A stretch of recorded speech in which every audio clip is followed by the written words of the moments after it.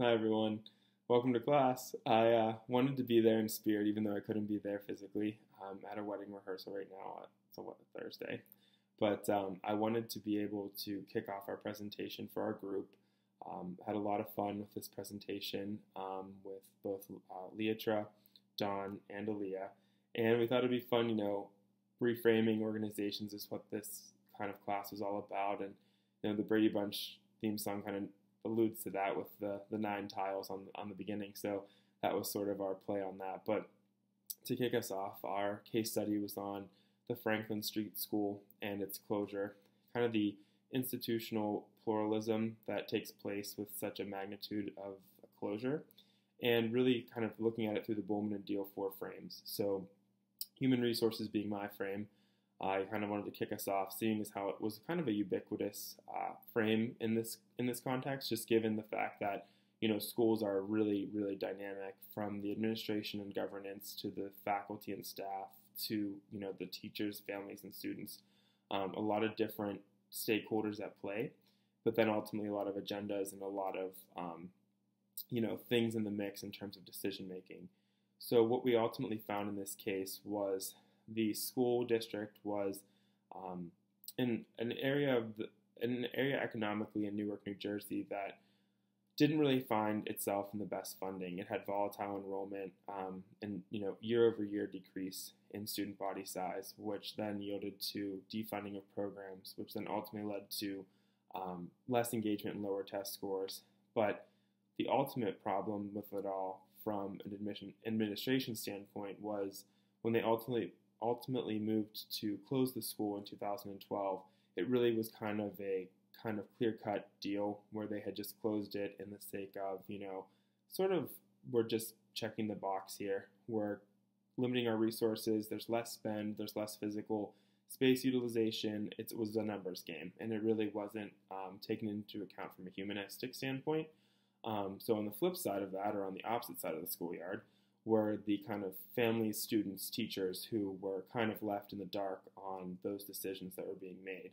So, families and really the students are left without the safety net or the safe haven to not only learn and grow, but kind of have it as a pillar in their community. So, when you factor back in that pluralism concept that we're kind of discussing in this article, it's really focusing on, what are the priorities and what is the prioritization scale dependent on the stakeholder. So, just like a boardroom with multiple executives, they're all sort of going for a common goal, which is to make their stakeholders money. But when you introduce this pluralism concept, the money numbers game, No Child Left Behind Act is looked at from a governance standpoint, and really from a family and student standpoint, it's a little bit different. So throughout the article, you come to find that the 2 main authors here, kind of the catalyst in the whole thing, she was the executive director of a nonprofit that happened to be close to the students and districts in that area.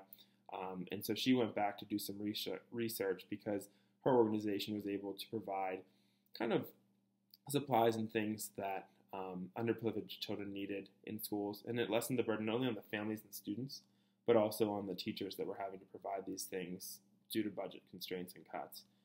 So she dug pretty deep. She took a real humanistic approach, doing one-to-one interviews, kind of getting in there and understanding, what the community was feeling, what they felt ripped from them. So I thought that was a pretty cool facet of this article, and especially from a human resources standpoint, I thought that was a very good utilization of her resources, and it really got to the crux of how they emotionally felt, the rawness. And I think in a community investigation, going throughout this program, I know we've talked about it on discussion boards as well, that's definitely going to be a tool that we're going to use. So it was neat to see that in this article. But what she ultimately found was that, they just felt like they didn't have an ultimate say. They didn't have really a real conclusion on why this happened. Were all the proper steps taken? Were all the proper procedures, looked at before we went to this step, which was closing not only a school system, but sort of a community down, and forcing them to then find education elsewhere when the surrounding school districts had already closed. It really leaves them disjointed, sort of, nomadic, if you will. And so ultimately, from a human resources standpoint, we viewed this as a failure. And throughout the next 3 frames, we kind of harp on, failure or success as viewed through that lens. And, what does that lens afford us? Sort of like a filter on Instagram. What is it actually painting on that picture? So without further ado, I'll hand it over to the political framework, which Leotra has so graciously covered. And then we'll move into Dawn, who is doing the symbolic.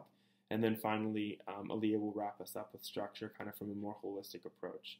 So thanks, everyone, for letting me kind of jump in on class, and have a great one. I'll see you guys next week.